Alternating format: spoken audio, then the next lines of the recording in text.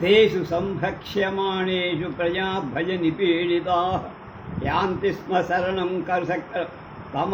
తమప్యర్థం న్యవేదయ.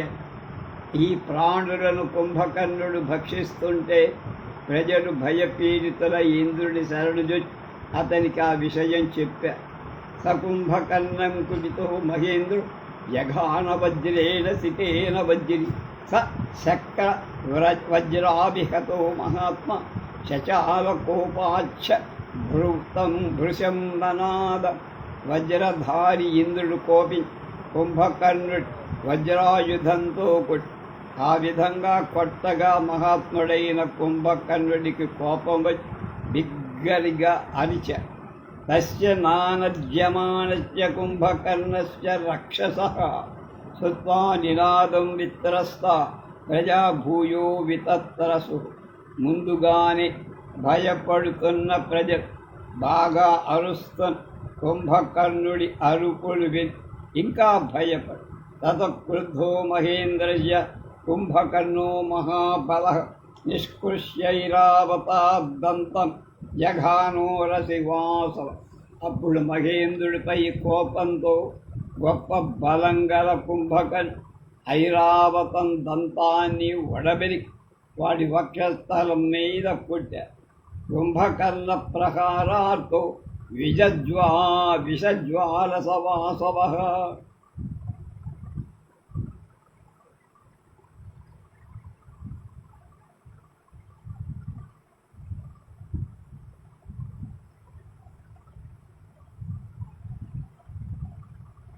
విజజ్వాల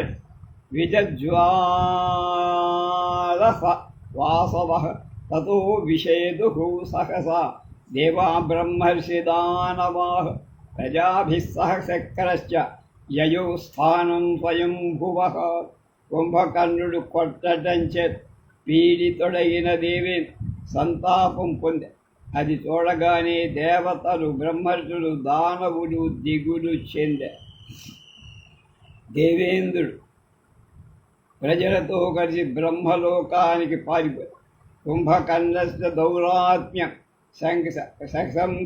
సుప్తే ప్రజాపతే ప్రజానాం భక్షణం చ ధర్షణం చ దివౌక ఆశ్రమధ్వంసనం చాపి పరస్త్రీహరణం తథా.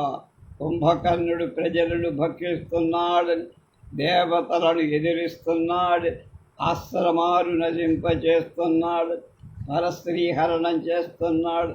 బ్రహ్మదేవుడి కుంభకర్ణుడి దుష్ట బుద్ధిని గురించి చెప్పారు. ఏవం ప్రజాయది త్వేష భక్షయిష్యతి నిత్యశః అచిరేనైవ కాలేనా శూన్యో లోకో భవిష్యత్. వాడు ప్రతిరోజు ఈ విధంగా ప్రజల్ని తినటం ప్రారంభిస్తే లోకంలో ప్రాణికోటు మిగలదు. వాసవస్య వచస్కృత్వా సర్వలోక పితామహః రక్షాంసయాం వాహయామాస కుంభకర్ణం దదర్శః. ఇంద్రుడి మాటలు విని బ్రహ్మదేవుడు రాక్షసుల తన దగ్గరకు రప్పించుకొని కుంభకర్ణుడిని చూశాడు.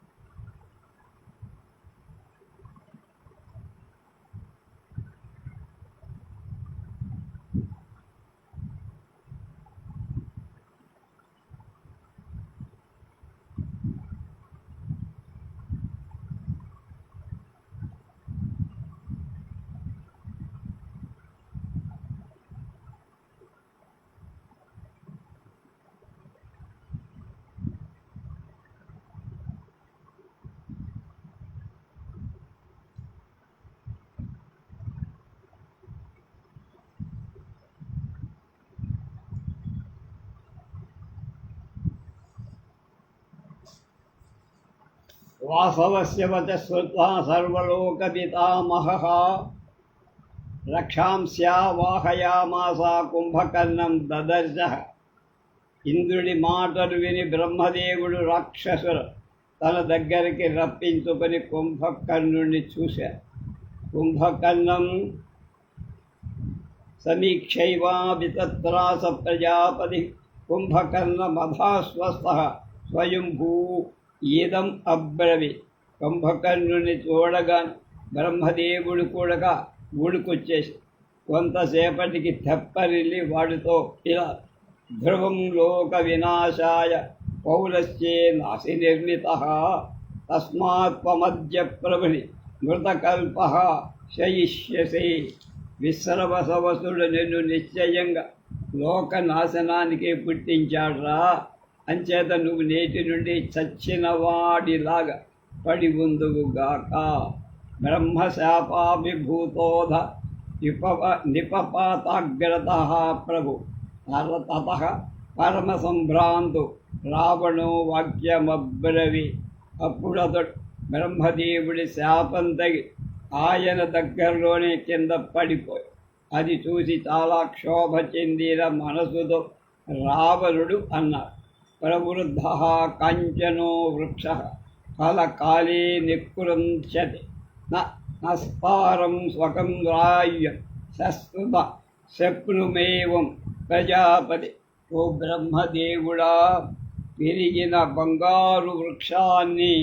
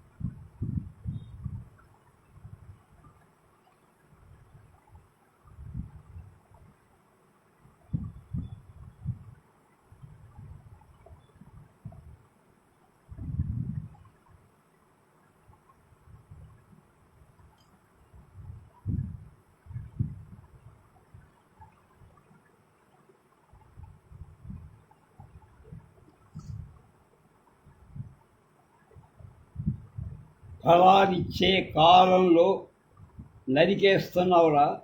బ్రహ్మతో అంటున్నాడు, నకే వేస్తున్నావు. నీ ముని మనవడైన వీణ్ణి ఇలా శపించడం న్యాయమా బ్రహ్మ తాత అన్నాడు. నా విద్యావచనత్వం స్వస్యచేవ సంశయ కాలస్తు క్రియతామస్య శయనే జాగరే తథా. నీ మాట వ్యర్థం అవ్వటానికి వీల్లేదుగా, ఇతడు తప్పక నిద్రించాల్సిందేగా, సందేహం లేదు కదా. కానీ ఈయన నిద్రించటానికి మేలుకొనటానికి కాలం ఒకటి నిర్ణయించు అని కొంచెం రెమెండ్మెంట్ అడిగారు. రావణస్య వచస్వత్వా స్వయంభూ ఏదం అబ్రవీత్ శయితాహేష షణ్మాసా అనేకాకం జాగరిష్య. రావణుడి మాటలు విన్న బ్రహ్మదేవుడు కరిగిపోయి 6 నెలలు నిద్రిస్తాడురా, ఒక రోజున మాత్రమే మేల్కొంటాడు.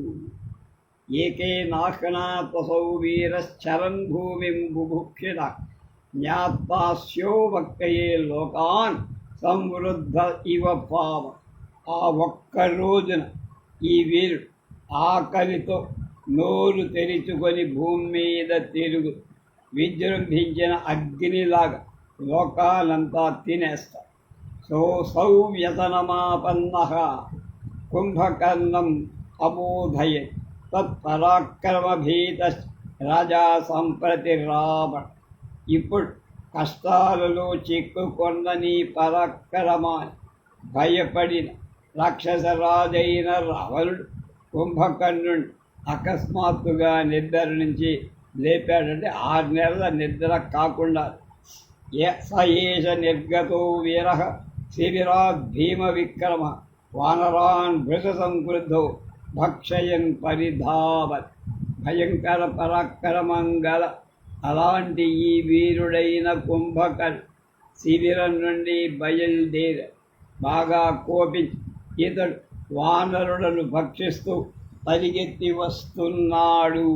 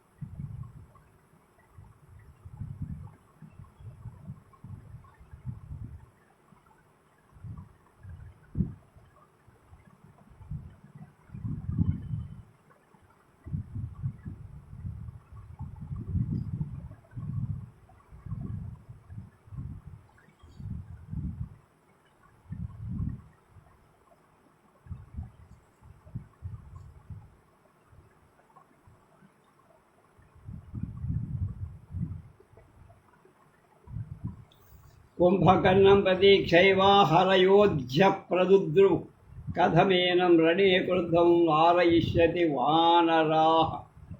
ఈ వానరులు కుంభకర్ణుడిని చూడగానే పోసేసుకుంటారు. యుద్ధంలో కోపావిష్టుడైన ఇతని ఎలా నివారించ ఉచ్యంతాం వానరా సర్వే యంతమే తత్సముత్థిత ఇది విజ్ఞాయ హరయు భవిష్యంతీక నిర్భయ.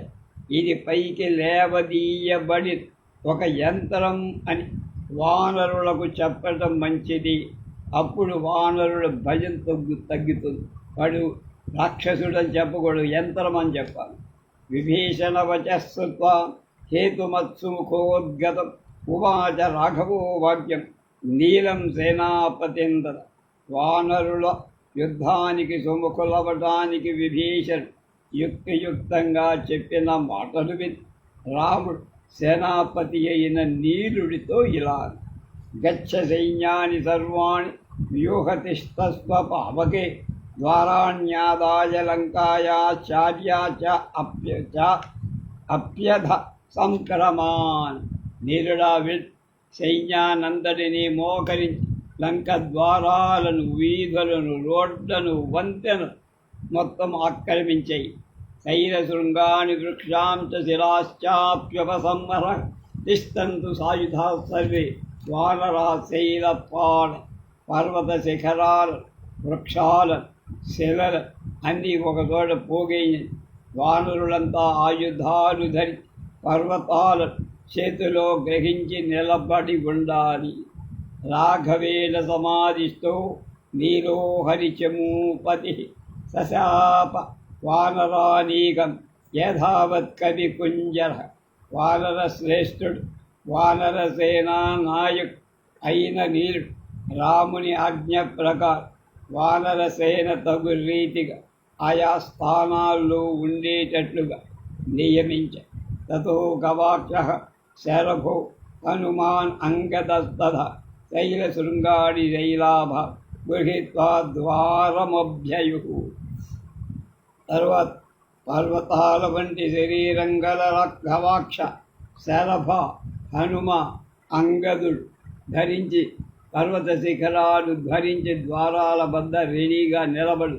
రామవాక్యముపసృజ్య హరయోజితకాజన పాదపైరర్దయన్ వీర వానరా పరవాహి.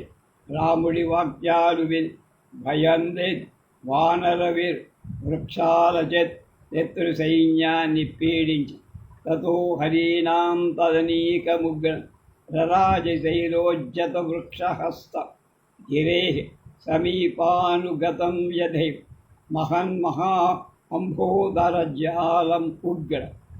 ఇత్యార్షే శ్రీమద్ రామాయణే ఆదికావ్యే యుద్ధకాండే 61 సర్గ. చేతులతో వృక్షాలు, పర్వతాలు ఎత్తి నిలచిన భయంకరమైన వానర సైన్యం పర్వతాలకు ప్రక్కగా చేరి పెద్ద మేఘ సముదాయంలా ప్రకాశించింది. ఇది 61వ సర్గ అయిపోయింది. 62వ సర్గ రేపు మనం ఆలోచిద్దాం.